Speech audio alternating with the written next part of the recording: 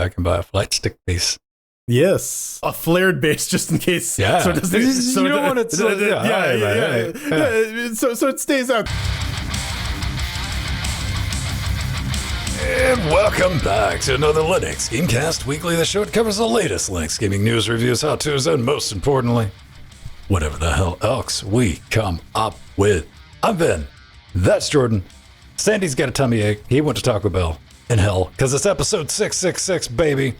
That means I want some Taco Bell. Damn. Evil when you do it. No, 999 evil when you do it, but it's a joke. Whatever. Anyway, together with you, Shadow Dynamic, helping us form. Fuck You Motorcycle Guy, episode 666.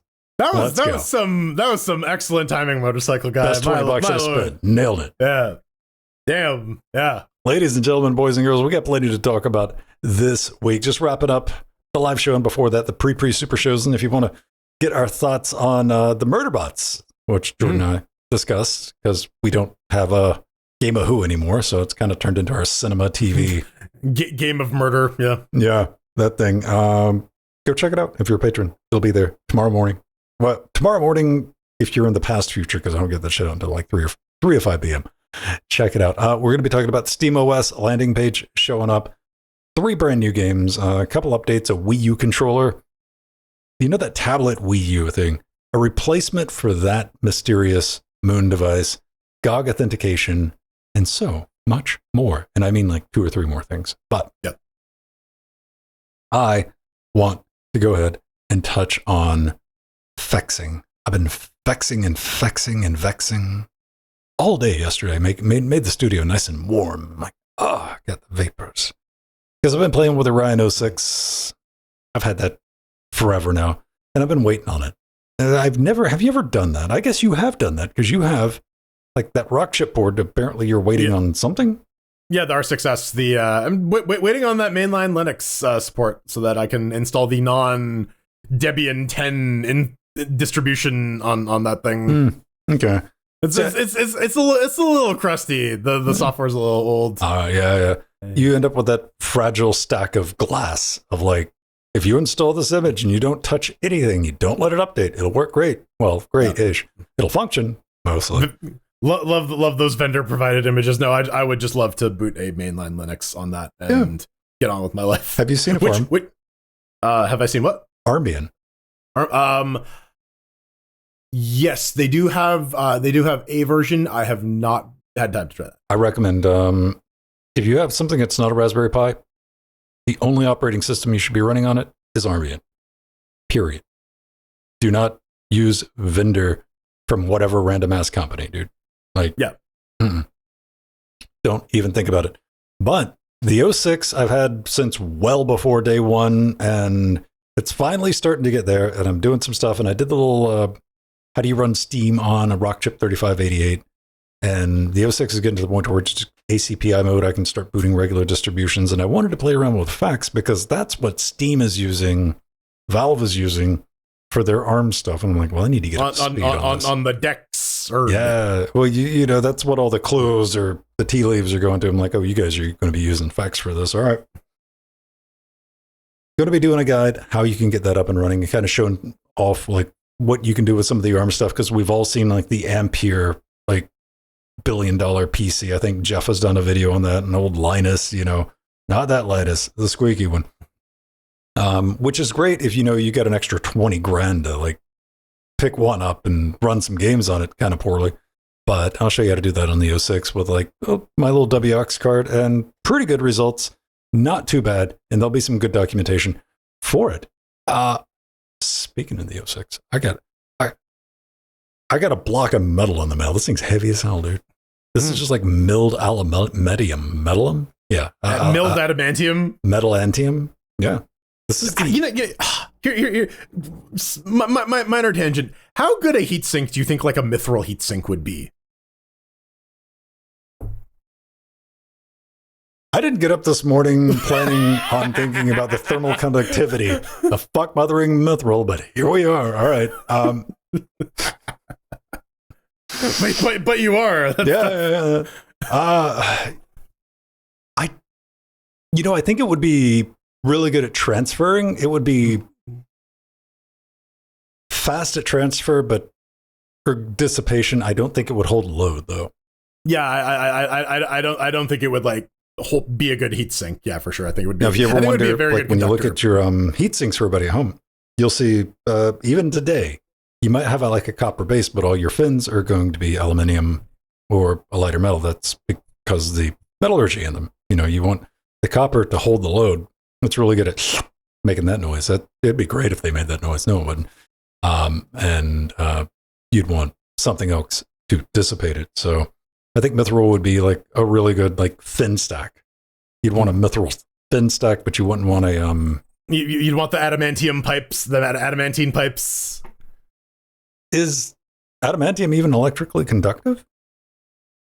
I think so. It's magnetic. Does it? Yeah, because like Magneto can control it. So like, I just thought it might tell it to like fuck off. And like, nah. Maybe. Yeah, it's like I'm adamantium. Do what I want. Yeah. And anyways, this is about Fex case or not Fex case. Yeah, dude. This thing's cool as hell. I've taken it out of the box. I looked at it. And I'm like, maybe I'll do a little video on this because this is going to require like pulling the heatsink off and like applying thermal paste and all that. But it's got an Oculink. I told Jordan about an Oculink in the pre super shows, and I just found out about them. Not much to do with Oculus Rift as I had originally assumed. No, eGPU type stuff, and this has got an Oculink adapter on it, which plugs into the PCI Express slot. And I'm like, all right. So I shot out some emails. I'm going to try to grift a eGPU from a company. Be like, hey, would you like this featured in your video? So yeah, head over to the Interfacing Linux YouTube and subscribe. Make those numbers go burr. So when they come over there, like, sure, here you go. Yeah, if you know anyone who works at a company that makes eGPU enclosures, shoot them an email. Yeah. Yeah. How about you, man? What you up to? Oh, it's just been fucking busy all week. Been sniffing internet traffic. Sniffing internet traffic, you know, sniffing glue, sniffing all sorts of things. Watching Snatch. You watched something also. Snatch. I did. We were talking last week about Bullet Train. That's stuck in my head. So we needed a fun sort of brainless movie to watch.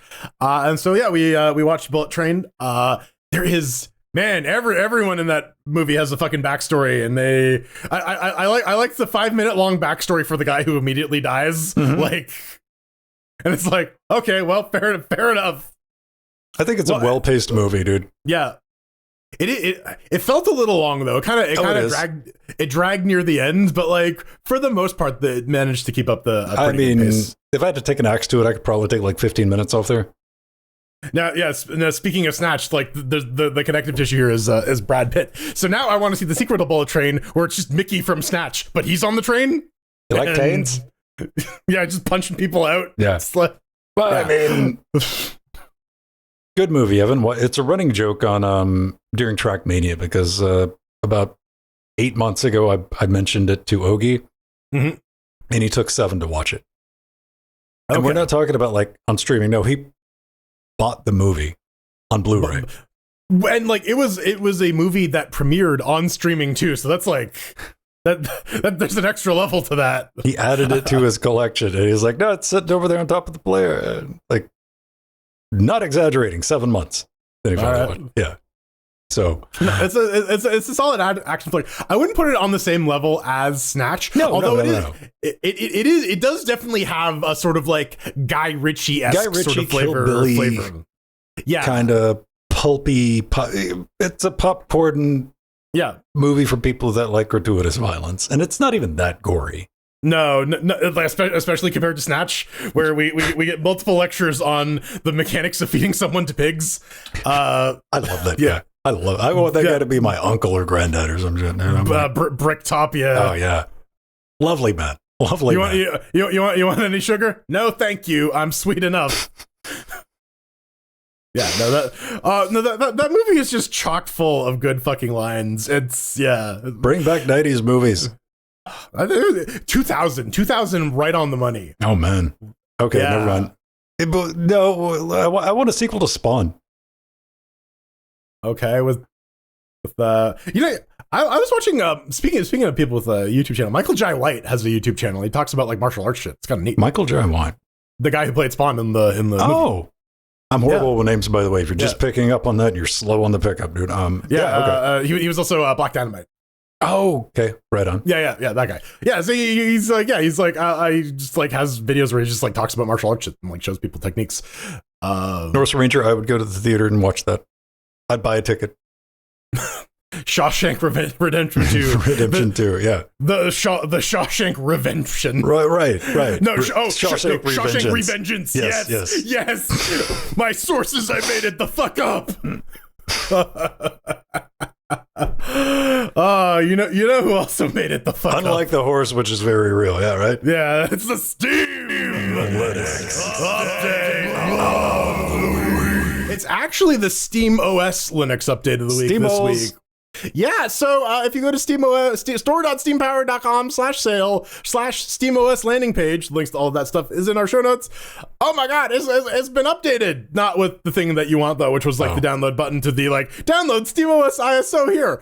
That is not happening. But we get a compatibility thing. We got a compatibility thing. They're bringing forward, we talked about that last week, SteamOS compatibility. It is a sort of a step below Steam Deck verified, but it just means that your game will run on SteamOS theoretically. Doesn't imply that your hardware can run it, merely that the operating system can. But speaking of, they do bring up, yes, you can install this on other AMD handhelds now. And if you click on the link to the recovery image documentation, which is the only link that they have on this page, it will give you some instructions on how to image the ROG Ally and the Legion Go.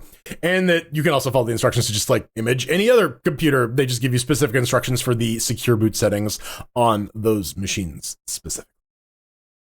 Pretty dope, man. SteamOS game compatibility is going to be a fun one for us to keep an eye on.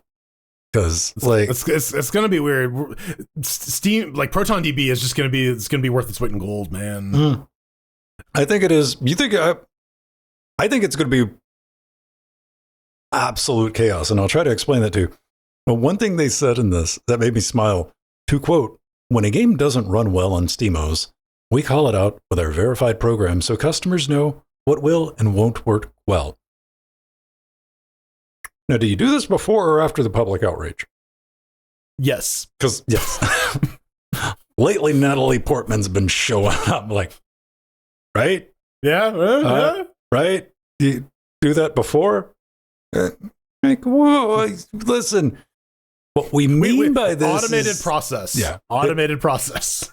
It runs, and like, I think they really need to double down and like get a lot more focus on this. Why they still can get this in place before it just completely gets unhinged.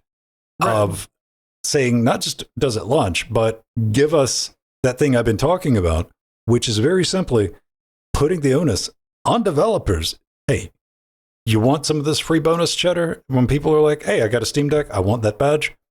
Show that it can run, make your game, even at 720p 30 is not an unreasonable target. And if it can't hit that, I'm not saying it shouldn't be Steam Deck verified. I'm saying if you're going to do one thing, have part A, have part B there for the person, save yourself the money from that refund. Save yourself from that Smearovision blur thing I'm going to see on our Steam Deck. Like, it runs fine, you guys.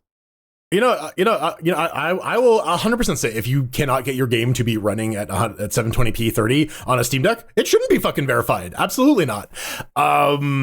And part of this is like, you can't just say like, oh, will it run or will it not? There's different hardware profiles now. Once upon a time, when there was just the Steam Deck, you could make that blanket assertion because there was only the one sample. There was the sample size of one. But now you have the Legion Go, you have the ROG Ally. You're going to have more of these devices coming down the pipe. You're going to have people installing this on other AMD handhelds because they did say go ahead and do this, which means that people are going to try and they're going to start posting YouTube videos about I tried SteamOS on my fucking schmoopy-doop handheld and it ran like ass, and here's why. So we got to do our headache thumbnail, and it's like, and at the same time, we have folks just on desktop proper saying like, this runs fine on Proton when you have a fucking 4090 and like a 24 core CPU, right? Like, so we need to have some level of hardware gradation. There needs to be something that can give people an idea of what the expected performance is going to be. Perfect touchstone, because it's going to be the slowest one for now. for now.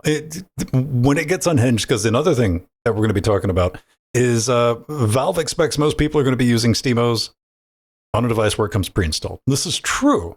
So right now, that just means the Legion Go. That's the only one that is confirmed that we know about.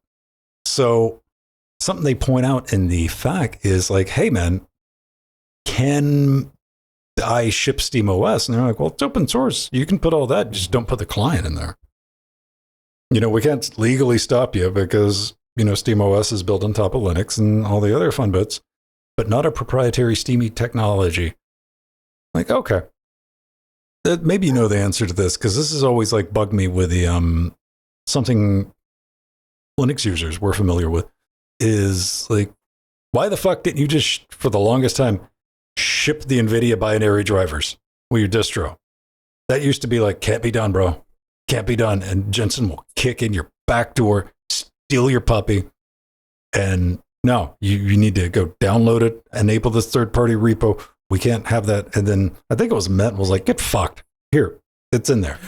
So, well, I think, and Patrick will correct me if I'm wrong because I know he's in chat lurking like he always does. But I think Seige was actually the first to start like shipping drivers in repos. All right. And I again, part of it is I think like they did actually negotiate some distribution rights with the driver manufacturers themselves. And when and I'm sure like Red Hat could do the same thing with Fedora, but the idea is then that would not make it like a fully free operating system, right? In the sense of like Fedora is much like Debian, except Fedora there's always like 2 extra steps. Yeah. But like the justification makes sense. If you don't have the rights to distribute the software, don't do it. Probably Jensen or Lisa are not gonna like come after you. But here's my question. But like you don't want to expose yourself to that, right? Like you don't want to. You don't want to take that risk. Completely get it. However, what always puzzled me of like, then why don't you just make it download it during the initial setup? And a lot of folks have done that. Like the Fedora installer does that now. There's like the Negativo repositories that they're like, oh, we do detect you have an NVIDIA install or NVIDIA card. Would you like to install the drivers? No, they can use them, but Ubuntu had been doing that for a while too. Yeah. Well, you were talking about the Linux distros and NVIDIA. We're talking about Steam Decks. Well, I'm talking about what the future is going to have in store for us with loopholes to get around this of, we'll just install the Steam client. You got to download that and install it when you cut the device on. Just make sure it's on the Wi-Fi. We have Steam Deck at home, the unauthorized, the bootleg Steam Decks that will flood the market. That will happen. And like for stuff like Playtron, I know people are very lukewarm on that, but like it does present like an interesting licensing question of like they are trying to position themselves as an alternative to SteamOS, but they're also saying we can run Steam games. How do they reconcile that? Is Steam going to allow them? Is there going to have to be some kind of like enable Steam games and that just like actually just runs you through the script that downloads the fucking Arch install file and runs it or whatever, right? Like who the fuck does? People who want to buy stuff on Playtron with crypto because they introduced a stable coin 2 weeks ago. They're like, all of our financial transactions. And I'm like, have fun with that. Let's talk about some new games. I love pixel games. I love Metroidvania. A couple of weeks ago, I told you I got back into the Dust after a long time just because I'm jonesing for some hornet in my life. Been, walking around in the woods looking for a hornet's nest. Couldn't find one. I'm like, damn. Well, I found Rouge Worlds, and it looked pretty interesting. I'm like, hey, do you got a demo? I'm like, how about we just give it to you? I'm like, all right, fine. I wasn't expecting that. Chaotic tactical roguelite platformer. Okay. Blast, dash, grapple, fight. It's a hipster pixel game. It looks good. I don't want to say this is my first game. It's way better, more advanced than that with movements, mechanics, and I tried the tutorial. I downloaded it, gave it a spin, and is there a better word for just, we talk about character blindness, right? Mm-hmm. Is there the equivalent of that for environmental blindness? In the sense of like you just don't like see the obstacles or like the bullets as they come at you? You can't distinguish the killy part of the environment versus the not killy part of the environment. the I can stand here versus the I cannot stand here Or difference. the spikes you have coming out of the floor, the exact same color as the floor and the background. Yeah, I think that's just bad palette selection. But like, and like, I mean, you can fix it by like tweaking some hex values or something.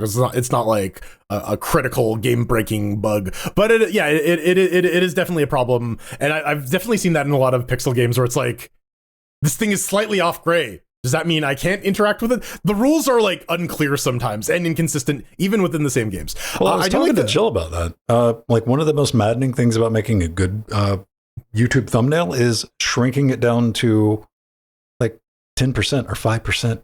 And you don't realize like how much work goes into like pixel art. That's what I immediately think of. And because people are going to be looking at it on their mobile in a little ass thumbnail, and you got to make it readable. So all of your color decisions and all that go completely out the window every single time. So I feel for it. Oh yeah, no, for sure. And the other neat thing about this game as well is that they want you to like leverage the environment and stuff to fight things. So you can like whip around, you can drop stuff on people. Dude, you got a dodge roll. You got a dodge roll. There was like a level where like the water is going up and down, and like that kind of stuff in platformers, I think is like the kind of spice that we need, especially since we've had like so many iterations of this genre. We really do need like things that are making it just slightly different. It doesn't need to be huge changes, but just little things. It's pretty good. I mean, go try it, download it. It's completely free. And yeah, I completely forgot about the dodge roll until I was watching a mechanic. I'm like, yes, I remember that. And it supports the Steam Deck. And you only need 1,800 gigabytes of RAM. And Ubuntu 10.7? Question mark? Was that a real one? I don't think so, because they're all like 010 and 04, right? Because they do October. Oh, fuck us. Oh wait, no, but that's a MacBook 10. There's an Ubuntu 7.10. Yeah, 7.10. Not 10.7 though. Aw. It's like the Mandela effect, alternate universe Ubuntu. I feel bad for him because like somebody's gonna be in the forums like, actually, and like, oh yeah, all right. So we know it's not been tested on Linux, but I'll tell you, it does work on Debian 13, soon to be 13 anyway. I'm sure they ran it on a Steam Deck. Yeah. That counts. Still had sex. All right. Up next, yes. Well, like we were talking about Bullet Train, we're talking about like the various train identities that one could adopt if you are a Diesel or a Simon or a Gordon. So yeah, now I feel very, very prepared for real-time card-based train combat. Then it's got a fail-forward mechanism too. This is pretty cool. This is Break Siege. It is a card-based roguelike game that has real-time combat, where you're on a train and you gotta like. Fuck is that, the space station? Yeah, or like a spaceship or a hovercraft or something full of eels. But yeah, you ride the train around. You got cards that are like weapons and power ups, and you gotta make your way through the track and survive, and make it onto the next day. One cool thing about this, and I like to see that games are implementing this. Baldur's Gate 3 was like really big on this, but was a fail forward mechanic where failure in the game isn't just like a game over. It is now, okay, this didn't work. Now you got to deal with the consequences of this thing not working. As opposed to if you had, beat the enemy, it's like, oh, you can go past. Well, now you got to do something else. You can't go past here anymore. So, so compounding consequences like that, I think, are a neat addition to roguelike games. Real-time train card combat does seem like a little bit of a weird situation in terms of genre mashup, but it could be good. It is in early access though. You pick it up for about like $20. The actual title is in Japanese according to when I click on the link. Chinese. Yeah. There's a demo. There is a demo. Yes. I played the demo. I downloaded it before the show real quick. I'm not joking when I say, I'm not a fan of turn-based, but I'm like, maybe this is the one. Because it's a real-time turn. I'm like, okay, and it's a card game. It's got a bunch of stuff I'm not terribly interested, but I'm going to try it. And you might think, man, I had to try it because everything I learned about people I learned from Thomas, man. Mm-hmm. Yeah. Choo-choo. Choo-choo. You're playing the deck in real time against the baddies on the train that are trying to just wreck you. And like all this is going down and there's no turn. So I'm like, okay, so you got to be on top of it. Kind of reminds me a little bit of Dome Keeper a little bit. And remember the game with the train in it where you took you to different towns where you had to fix people up with where you had to decide who lives and dies on that train every Yeah, every couple days, yeah. So did it pass the I fucked off, didn't read the tutorial, went right into the game to start clicking on shit adventure challenge? No, not even a little bit. I died really quick and brutally. Got to learn how to play the game, huh? Yeah. There was the first maybe 5 minutes of okay, we're just basically going to let everything nerf real lightly on you. And then it's just no, go pay attention. You're not doing anything right. And I'm like, and by the way, you're not going to suss out what's going on. There's not enough description while you're in the game proper. So pay attention. Pay attention. Much like this next one, because robots, and not in disguise. These are just robots out. They're out. They're just I'm a robot. Gigantic 3000 franchise. Granvir, yeah. Granvir.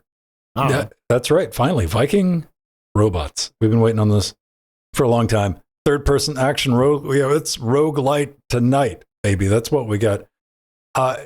Looking at the trailer, dude, I'm okay, I'm really going to have to focus on my pickaxe gun build here. Yeah, right. Yeah, that's what got my attention. Giant pickaxe in a mech game. Diggy hole, right? Diggy hole. Maybe this would just be good for some silly fun. Now, the movement, it's all third-person with what I thought was going to be the hawking, and you got a lance, too. Drill lance. How about that? Mine is the drill that will pierce the heavens. Yeah. Yes. Buzzsaws. It looks like it could be silly fun. I tried it out.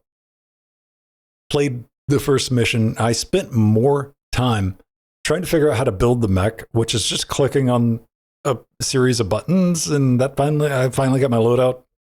Wasn't really a loadout, but I got all the parts of my Lego mech assembled, and I ran around. I did some shooty pew pews. The AI in the game, I'll say this, is they just do beeline attacks. So once I realized, as soon as they get you in their cone of vision, they just start heading straight towards you. I found some silos in the background that were narrow, and I made them all pile up into that, and I just walked around to the other side of it and just murdered them.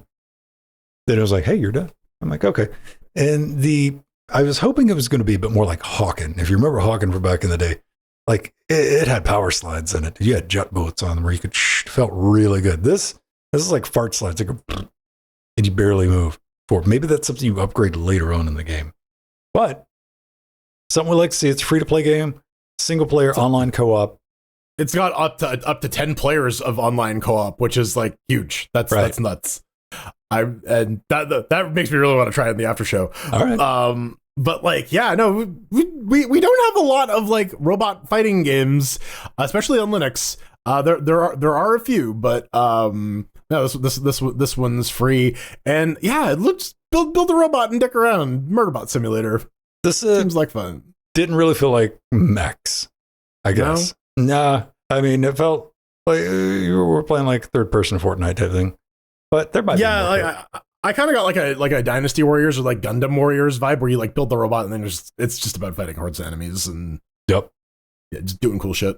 Two-factor authentication. Several news stories this week we need to touch on. And man, I had to update. My Galaxy S6 is running. Okay, I know it's too old. I found out today. It is now to the point where it's too old to get the Google notification for your signing in from a different device. Oh no! Oh, you want to talk about clench? I'm send again? Will you let me in, please? Oh, dude, I'm oh, how do I even? Yeah. Turns out, here's your PSA. If you ever run into that, you'll go. Trust me, you'll end up on this search too. There in just regular Android, under your settings, under account, under privacy, it will generate code for you. It will let you in. Then it'll remind you that your backup email was one that you just made up 13 years ago, and you probably need to change that too, just in case. Do it. All right. Indeed. Why are we talking about 2FA? Because all your passwords from Steam got leaked last week, right? Oh, right. No, but someone at GOG probably got a snide email from their security department last week, so GOG has released authenticator support for GOG. So now you can enable Google Authenticator, do Authenticator, Authy, anything that basically supports the standard TOTP. one-time passwords. You can tie it into your GOG account. And, probably should have rolled this out a lot earlier, IMO, but better late than never, I suppose. So yeah, if you have a GOG account, go enable this and just better protect your account. Don't get vulnerable to password leaks, because then they won't have the other password. They'll just have your old crappy one. It made me think, though, like, there's nothing to it. We all know two-factor, anything you can two-factor. Yeah. Yeah. Logging in should be painful and annoying. And I'm not joking. It should be. Because if it pisses you off, that means it's really going to piss off somebody trying to get into your account, because they're not going to be able to do it. Now, here's what I thought about now. GOG not having two-factor authentication. My first thought was like, oh, it does it? Nah.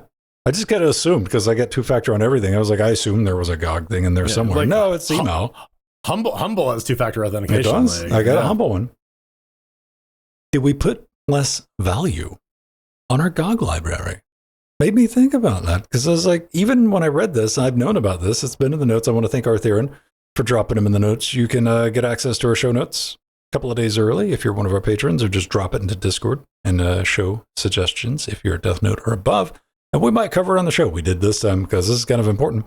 But with the GOG stuff, I've known about this for a couple of days, though. I still haven't added it. I'm going to, but it's like, I guess, and I got a bunch of stuff on GOG too. I got like 100 and something games on there. But I'm like, oh, if I lose that, I'm like, oh. I think for me, the other main thing is like, anything that you might have like your credit card saved in, where like people can just make purchases. Well, I know like, I don't have that. I don't think the only thing, well, it might have some PayPal stuff in there. Sure, and like that's kind of it. Like, you don't want anyone being able to like buy a bunch of shit off your account. And yeah, I think that's like the main risk for GOG, because like ideally, if you are a diehard GOGger, you have local backups of all of the installers. You got the GOG knuckle tattoos. Yeah. GOG, Magog on the other one. GOG, what I'm saying, man, is if you have that Galaxy client, because you know what? I don't have like any downloads, purchases, save games, backups. I don't have any of that with GOG. GOG's just file repo to me, dude. I mean, it is for a lot of people, honestly. Like, give me some of that Galaxy GOG. No, your Galaxy's a little too old for that, unfortunately. You need to generate codes. I do value my GOG library like way less than like the Steam. And I don't have it's like the progression, the save stuff I get on Steam. Like, yeah, I don't think of GOG as like GOG to me in my head is like the place I go to get the data files for old games that I bought for engine re-implementations. Yeah, and like honestly, it's just some games I just have on GOG, some games I have on Steam. I don't really like. I don't apply that much thought to it. I guess most of the time I will just buy the game on Steam because it is convenient. I can click play and Proton will launch it. But sometimes GOG has it for cheaper or whatever, and you just buy it there. Let us know what you think down there in the comments. Look at that audience interaction. What? I walked by a Wii U a couple years ago. I had a roommate with a Wii U. Oh. So I got hands on one briefly. Did you guys play Mario Party? We did Mario Maker, and we did that Star Fox where you can use the secondary screen as the tail gunner. That's important because that's what we're going to be talking about. I saw when it was just the base unit. Why did I keep walking? One, because like I didn't have a way to even see if it worked. Two, I knew even back then getting that damn tablet controller was going to be a bit of a chore. And there's a good reason for that. Because Nintendo, if you don't know, you bought a Wii U, you got a tablet, but way ahead of its time. Way ahead of its time. Wireless had I don't know how big the screen was, 6 inches on there? Yeah, it was like 6 or 7 inch display, did 720p. It was a wireless display too, so yeah. Right, and it was a preview of like what the Switch was to become.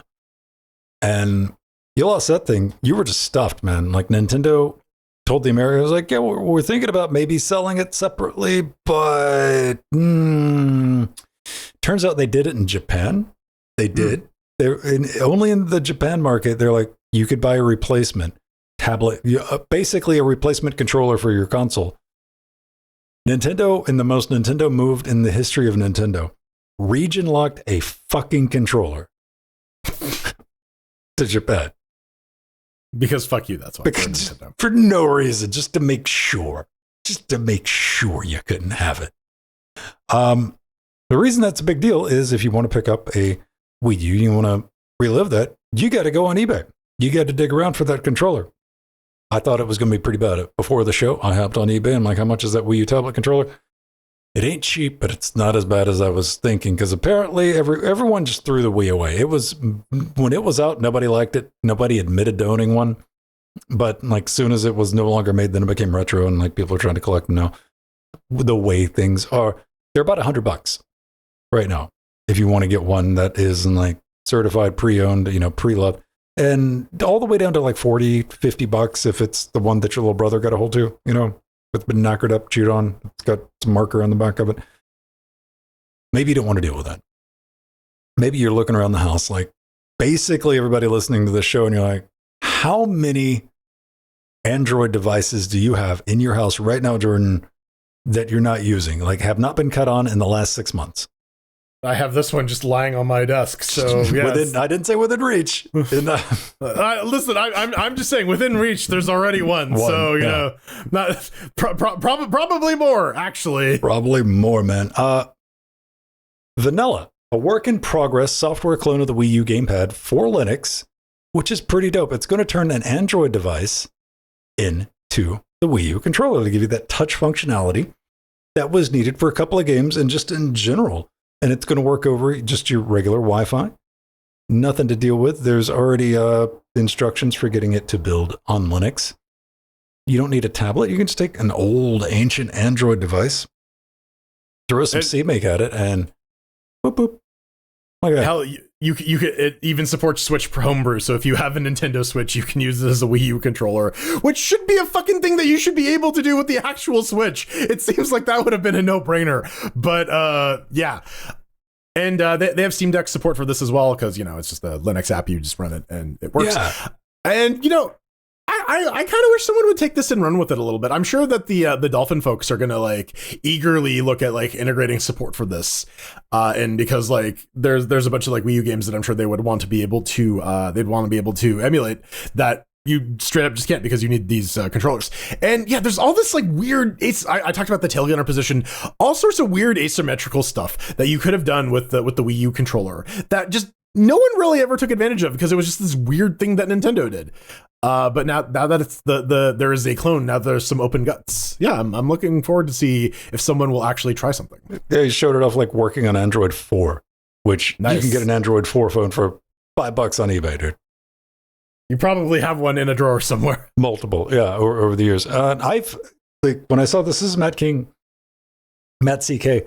He's I followed his journey through. He just decided he was going to reverse engineer Lego Island.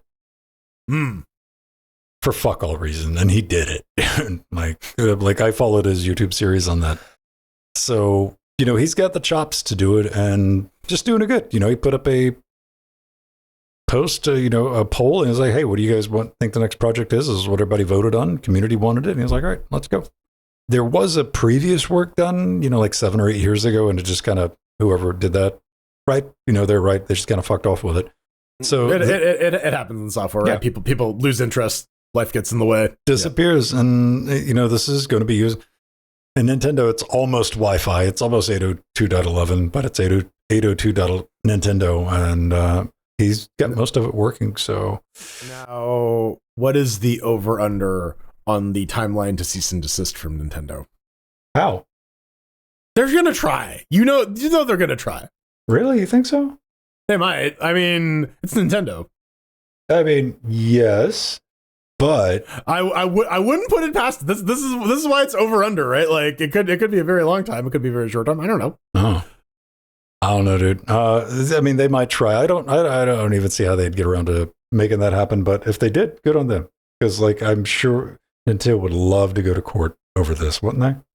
I'm sure they would. Absolutely. They've been doing so well in court lately. I'm trying to figure out what I did to the digital audio workstation to like make it angry. I made it very angry.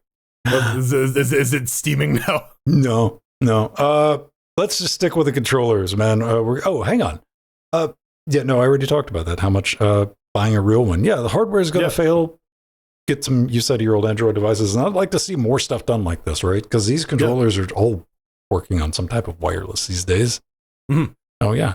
But the magic of software-defined radio means that we can kind of just tell the computer to do whatever the fuck we want. So using an Android device as a Wii U controller is too damn normal.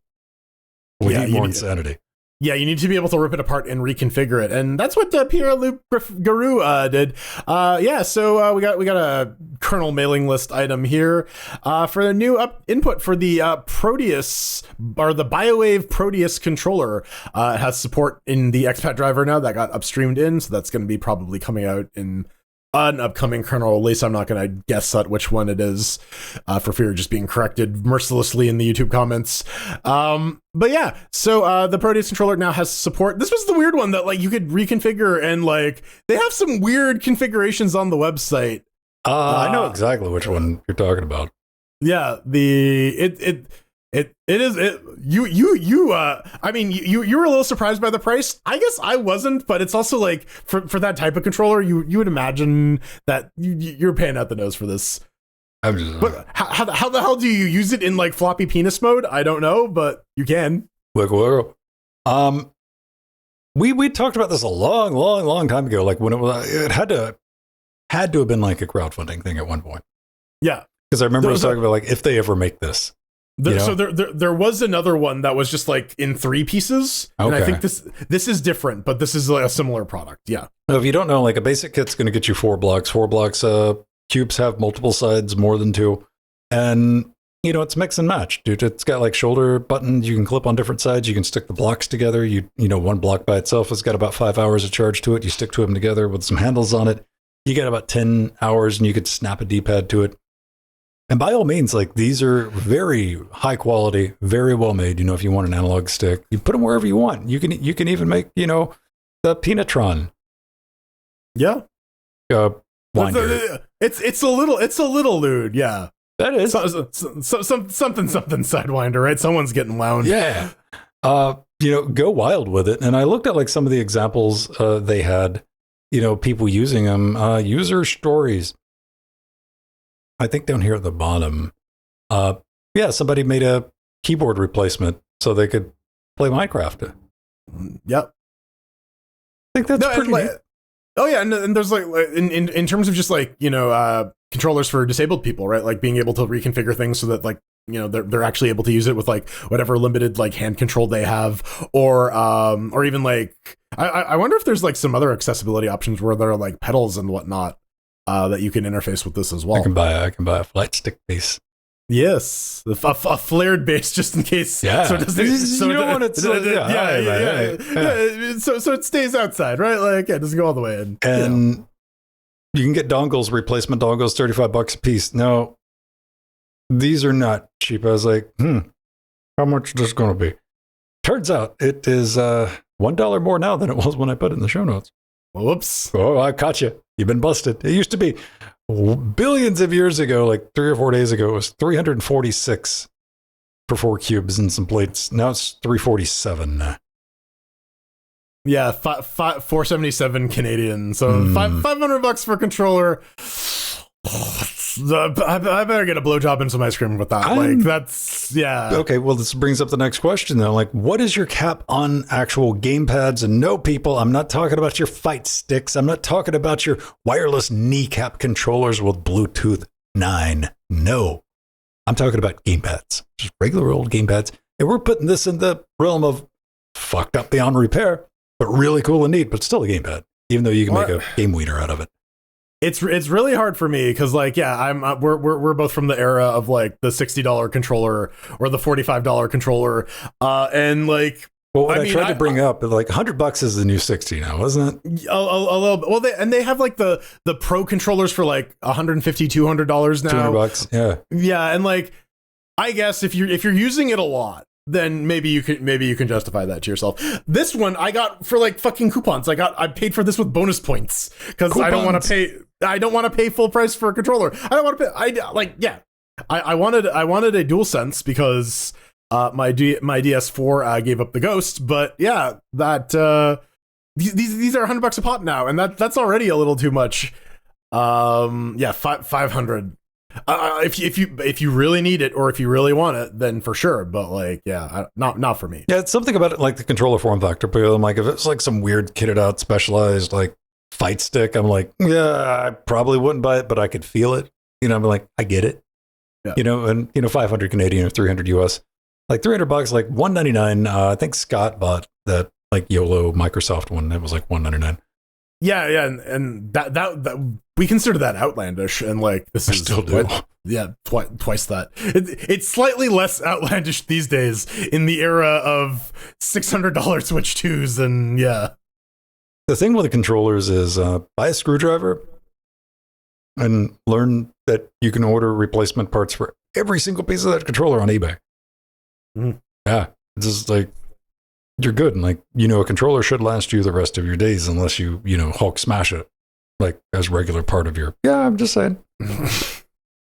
But yeah, also like iFixit. There's like a ton of good guides on just how to do it. You don't need to like have a background in this kind of stuff. I mean, that's something I grew up doing. One good thing about like the original NES was, we were kids. We'd get shit in the fucking controllers. The buttons would get sticky, and we had to take them apart and like take the eraser to them and like clean them. And like what that was like early electronic. I was like 6 years old, dude. Convince your parents to buy you a bottle of rubbing alcohol and promise them that you won't drink it. Yeah, again. But yeah, so yeah, there's nothing special about these things. Pop them up and keep them clean. You could probably, somebody out there could make, if they had a Steam controller too that had the parts I was looking for on it, I'd give them $100 for it. But this is like left field specialty type stuff. So I think it's cool, and it's going to be in the kernel. It just works, yeah. Plug it in. It's just one of those things. Yep. Boop, boop, boop. You're like, is that all? I was like, aw, I thought I was going to be able to. And like, nope, you don't get to play with it. Just start using it. Hardware on Linux is super boring because you either plug it in and it works or it doesn't. Right. It's kind of how it goes. Things have changed so much in that aspect, though, that some of the, we were talking before the show about like the learning aspect of, and I know you and I over the years we've discussed like how many like rabbit holes and side jags you go on, like the extra information you pick up. Why? Oh, I wanted this mouse to work with Linux. Like, yeah, I guess you're just losing that. Mm-hmm. I don't want to bring it back either. This is like the weird thing I'm saying is like, I want the stuff to just work for the person who just wants to plug it in. But like, where is that learning experience coming from? What's replacing it? Because it needs to get replaced, that foundational knowledge. ARM SoCs, I think, honestly. Like that's kind of where it boils down to now. Because, like, yeah, a lot of that in the past was just due to a complete lack of standardization. Like I was in here building Mesa and kernels from source yesterday or something. No, I just plugged it in and went burr. Perish the thought, Yeah. But yeah, no, a lot of that happened in like the PC space back in the day because of like lack of standardization. Literally every company was doing their own thing. Now, interop is a bit more of a priority, just because of like, the economies of scale. Although nowadays with ARM, there is less so that established presence. It's a newer technology. Everyone is kind of off doing their own thing. And the way ARM has licensed out like the architecture sort of enables that as well. So yeah, and then you get stuff like Risky. I think we're telling ourselves that, but I'm also really genuinely, I think our generations or mid-generation, or however we fall, is the only one that's going to know how to use a computer. We know how to fix computers. Boomers don't. The kids don't. We do. Yeah, it is very funny. That is a very real statement. Your parents don't know how to fix computers. Your kids don't know how to fix computers. We know. I was working out with the kid in the gym, and his dad calls him. He's like, "How do I fix the DVR?" And I'm like, "Oh wow, have you ever had this experience before, child? Have you had an elderly person call you and be like, how do I technologize, you young person, you know computer?" And you're like, "Oh yes, this is going to be one of those things I could fix in 2 seconds if I was there." Yeah.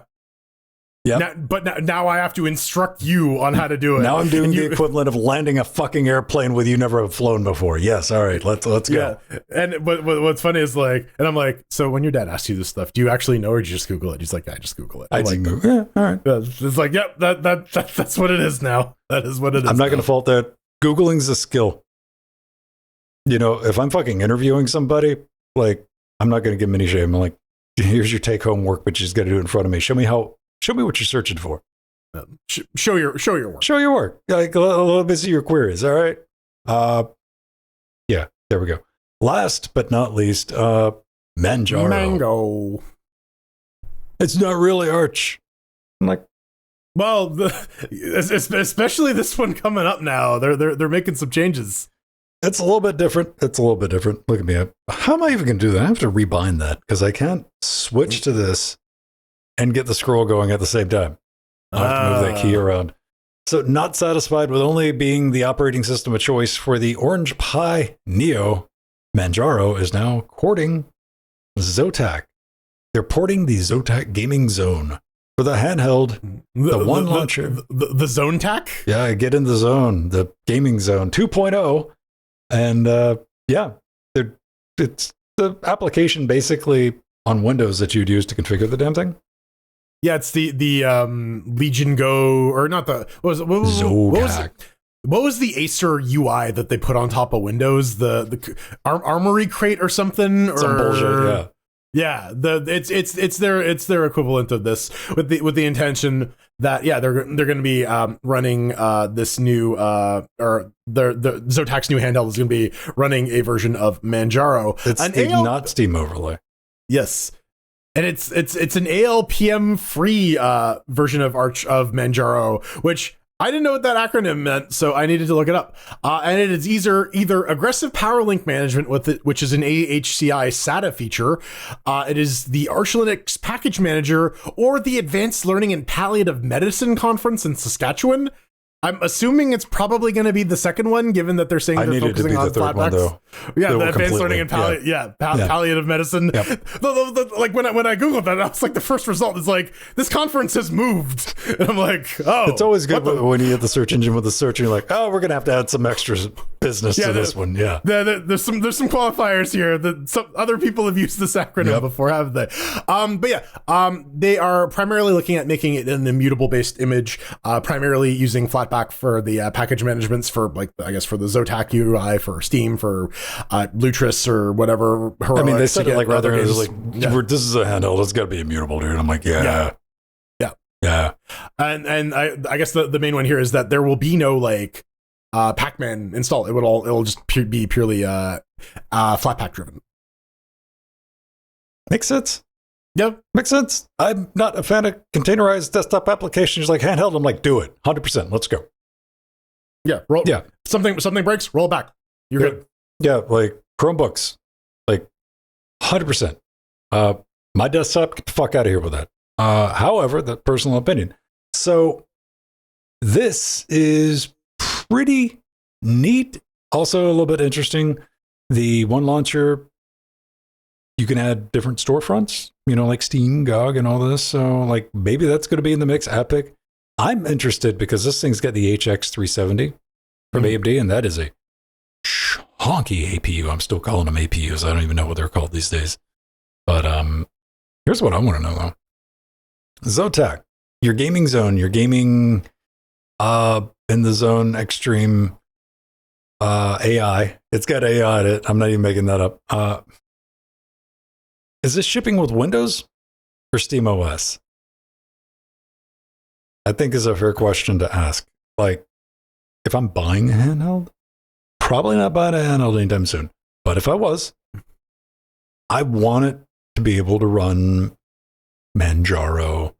And, just I want to be able to put other stuff on it. I don't want it like locked into like, this is permanently only going to run SteamOS or Windows. I want to know, are you guys working on, and this goes out to all manufacturers, of getting your devices SteamOS certified, because I consider that that's the one with the most R&D in it. That's the stable. That is the one we've all agreed upon. Like, this is the good start here. This is how we want it working to fall back on. It's our baseline. Right. I don't want And I'm like, is that how Windows users feel, though? You know, being completely unfamiliar with Linux or SteamOS, and not they're like, if I'm buying a handheld, I need to be able to fall back on my Windows experience. I don't know, because like I hear some normies talk about like about how they love their Steam Deck, and it is very much just like they accept that like not all games will run on it. But again, also like I guess most of them are also, you know, using the Steam Deck as intended and not trying to run like Red Dead Redemption 2 at like 60 FPS or the new Monster Hunter or whatever. They're like, listen, I'd be that asshole because I want to see what it looks like. Oh no, yeah. By all means, try it out. But like, yeah, if you are buying your Steam Deck to play games, do it, but don't complain about it. Do it for your own amusement. Yeah. Calibrate your expectations. You're using a fucking laptop with a finite battery supply. Yeah, it can't look that good. It can't. So yeah, Zotac. Get your device SteamOS certified because I think that's going to be a bigger issue going forward because by the time I don't think Microsoft is interested in developing or spending time and the money to adapt a version of Windows because the market's just too damn small to make a good experience for handheld for Windows. I don't think the passion, the drive or intent is at Redmond for that to ever happen. Yeah, I think as long as they're making their games available and through stuff like Game Pass and through like Xbox Live and stuff as like a service, they don't really care where you're playing the game as long as you're like subscribed to them and giving them that recurrent revenue. And somebody at Microsoft is still there. He's like, bitch, I tried that with Windows 8. Yeah, yeah. Get wrecked. I'm not doing that again. Tried a bunch of other shit with Windows 8 too, didn't they? Yeah. Yeah, like everybody got panicked, like tiles and touch and Windows Phone. I'm like, oh my god, I need a start menu. I had to use the Windows 8 server version, and that was just fucking miserable. Hey, dude, you got edit now. We got edit on Windows. Oh my god, it has AI. Yeah, I didn't see AI. Oh no, that was Notepad. Notepad added a bunch of AI. Yeah. I ran edit's now Rust. It's open source and you can run it on Linux. I fired it up. I didn't get it on my first one. Muscle memory, it took the second one to get into the file menu. And I'm like, all right, here we go. In its 16-bit glory. 2025, you get a text editor for SSH on Windows. You need it, right? how else are you going to edit those files on Windows? There you go, man. Zotac, yeah, get SteamOS certified. Everybody else do it too. Like Windows, they got to cut it. Your sales will go up if your device has that SteamOS sticker on it. Simple as that. All right. That's going to do it for this week. Before we get out of here, hey, you want to talk to us? You want to get in touch with us? That's easy to do. We're all over the place, man. Very easy. A little bit over there. A little bit over there. I'm telling you, man. There. Exploded. Just don't do it on a 486. We got rid of the 486. We talked about that on Weekly Daily Wednesdays. Yeah. Linus was like, all right, fine. Sad. Yeah, pour one out. Amazing Grace. Too bad. Too bad. So sad. Come watch us live right here, 8 p.m. on Twitch. We got a live chat, interactive, talking to good smack, scask all the time, as the alpaca said. But you can find everything we get up to over at linuxgamecast.com. We got a contact. I found Waldo. Say what? I found Waldo. Where? It's in the middle of the screen. No screen? Yeah. Oh, I get it. Yep. All right. We got a contact button. You can press that and it'll tell you how to get hold to us. If you're working on a game or anything, I don't know what's been going on lately, but the past couple of weeks, 2 or 3 times a week, I have had game developers email me, and they're not batting 1,000, dude. They're batting like 20%. Like 1 out of 3 will have an actual Linux title.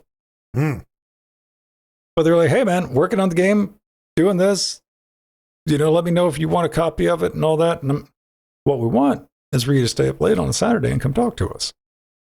Free publicity. 12, possibly 13 people will see it. It'll be awesome. So 18, according to the Twitch console. So. 18 people. See? Look at that. There you go. And maybe 5 or 6 more will listen to the podcast version. It's getting to the point now to when Linux Gamecast doesn't work for 5 minutes when I release the podcast.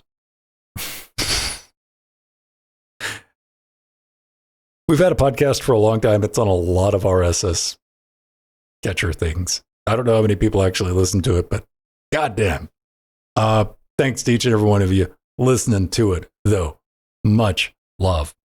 And if you really like it, you want to put a ring on it, give us a little extra jingle jangle, become one of our beautiful Patreons, patreon.com/Linux Gamecast. Plenty of levels to choose from. It'll get you in our Discord, where we're just talking smack the other 6 days of the week. Invites to our game streams. Come play some Trackmania with us. Baldur's Gate still rocking. You guys did one this week, didn't you? Yeah, we're chugging our way through Act 2. We found a wet hole in the bottom of Moonrise Towers, and it was very gross. And we freed some gnomes. Right on. Best way to do it. And let's see, you get a live and uncut version of the show, but it's just a bunch of thank you stuff, man. $1 a week or $1,000 a week, however you want to do it.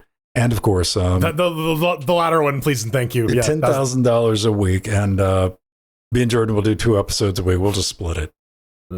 I have $5,000 a week. Yeah, $5,000 a week. I'll do it. I can cut an extra 2-3 hours out for $5,000 a week. That's what I'm saying, man. I'll make it work. All right, just because I'm a nice guy. But if you're aware, I'm doing something a little bit crazy. I'm starting Interface Linux. I've been doing it for about a year. I tried to make a tech, hardware, software guides available without all the bullshit, without all the data scraping, without all the fucking cookie things, a regular form, with just the information that you're looking for. So if you're interested in, single board computer, main PCs, video editing, audio, for my creative brothers and sisters out there, if you're trying to make something or you're looking for the hardware to get into it, at least give it a peek. Like I said, no ads. I'm not tracking your stuff over there. And of course, I got a YouTube channel where there are ads. But if you want to watch the video, give me a thumbs up. Putting those numbers up helps me talk to these people and go, hey, can we get the thing maybe a little early? Test out some Linux on it. And sometimes I go, yeah, sure, which is always shocking. I'm still in the shock phase about that. And I'm always happy to answer any questions I can be of help with over there, interfacinglinux.com. And of course, Jordan's website. The linuxgamecast.com. That's mostly the website that I post stuff on. Yeah. I guess I do have social medias I can plug. Are we at that point? We'll do that at the end. Yeah, I guess. Yeah, sure. All right, we're already running long. I don't know. I'm just talking shit. What we do? Yeah, I don't know. It's loosey goosey. It's episode 666. At this point, do we really give a fuck? Fucks shall be given each and every week. Especially when we cue the music. You want to get in touch with me? I'm just Venstone everywhere. I'm on your Zitters. I'm on your Blue Skies. I'm on your Facebook. I'm not on your Facebooks, but we got a page on Facebook. Mastodons. I'm in the forums. I'm in the Discords. I'm easy to get a hold to. At Reply Me, wherever you're at. If you got a question, you just want to chat, hit me up in the comments. That's it. Boom. Social media Vin, they call me.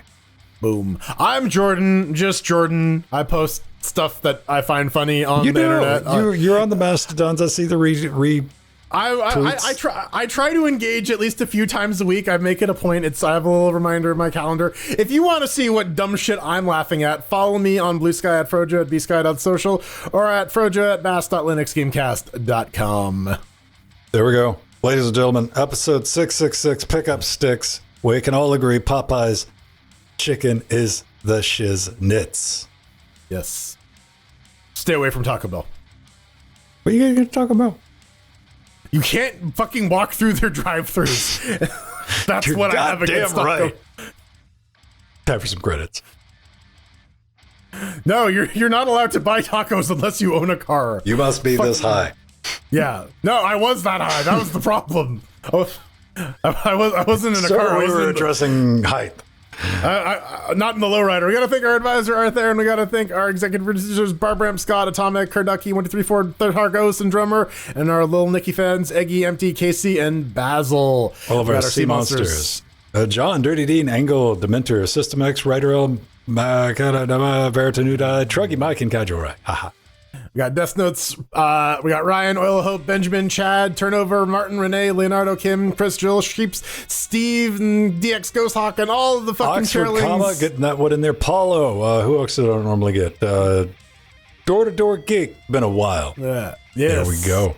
Ladies and gentlemen, boys and girls, the most evil of Imagineer. Was it like 666 or even a miss? We'll look that up in the after show. It was 616. Yes. We'll have to ask a chat 666. I just want to be like David Warner in the Omen where the glass just cuts off his head and does a sick flip. All right, before it lands on the ground. Can we agree though? Like if it was like large language model actually based on demonic scripture, would that be okay? That would be fun as long as it outputs purely in Zalgo text. I'm not hearing the downside. All right, everybody, be not afraid. Be not afraid. Dying to fire. We'll see you next week. Be not afraid. Be not afraid. Be not afraid. Be not afraid. Be not afraid. 5 dudes.